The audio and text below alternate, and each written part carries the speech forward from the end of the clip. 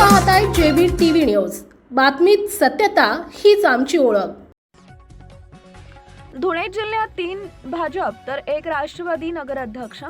धुळे जिल्ह्यातील 4 नगरपालिका व नगरपंचायत पैकी 3 ठिकाणी भाजपनं विजय संपादित केलेला आहे। परंतु शिंदखेडा नगरपंचायत ही भाजपच्या हातातून निसटली असून शिंदखेडा शहरातील निकाल लागल्यानंतर पालकमंत्री जयकुमार रावल यांना मोठा धक्का लागलेला आहे।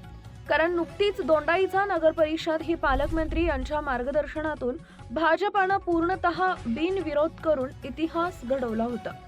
परंतु असे असता शिंदखेडा नगरपंचायतमध्ये राष्ट्रवादी काँग्रेस अजित पवार गटाच्या उमेदवार कलावतीताई माळी या विजयी झाल्यानं शिंदखेडा नगरपंचायतीवर राष्ट्रवादी पक्षाच्या नगराध्यक्ष बसल्या व नगराध्यक्ष पदाच्या उमेदवारांचे सुपुत्र राकेश माळी यांनी शिंदखेडा शहरात नवीनच इतिहास घडवून आणला।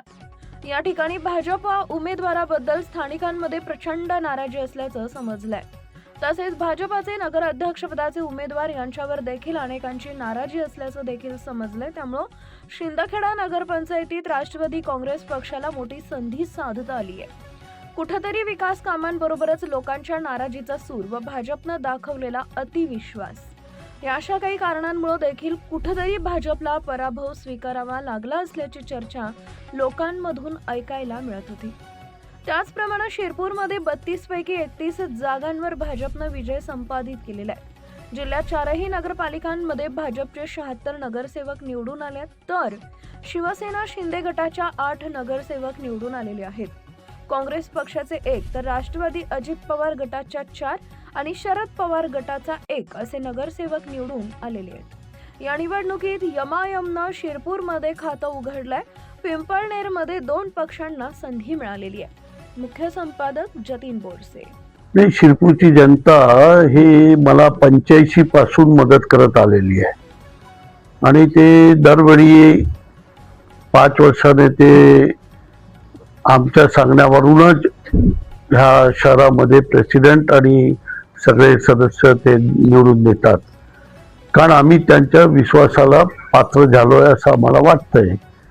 आणि आम्ही दरवेळी विकासाच्या विचारशिवाय दुसरा काय आम्ही आमच्या मनामध्ये विचार बी नाहीये आणि शिरपूरचा कसा विकास होईल त्याच्यावरच आमचं लक्ष आहे। आणि त्यामुळे आम्हाला असं वाटतंय की यावेळी बी त्यांनी फार मताने आम्हाला निवडून दिलेलं आहे। शिरपूरमध्ये पिंपळनेरकर वासियांना माझा नमस्कार। मला नगराध्यक्ष पदासाठी पिंपळनेरकरांनी जे प्रचंड मतांनी बहुमत विजयी करून दिलं त्याबद्दल मी पिंपळनेरकरांचा खूप खूप आभारी आहे।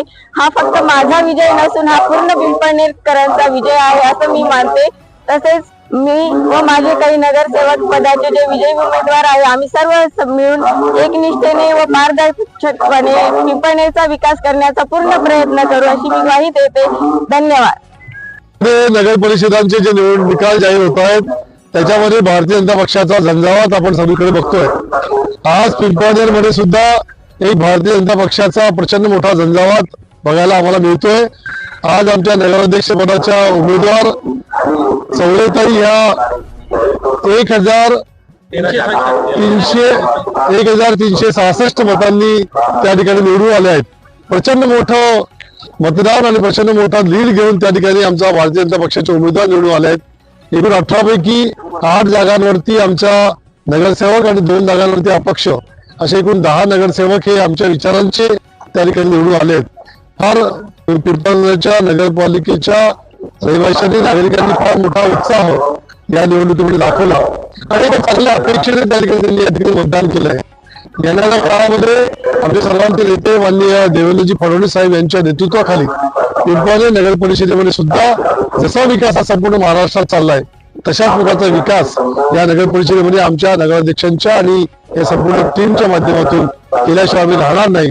आणि पिंपळनेर नगरवासियांनी जो विश्वास आमच्यावर दाखवलाय तो विश्वास पूर्ण केल्याशिवाय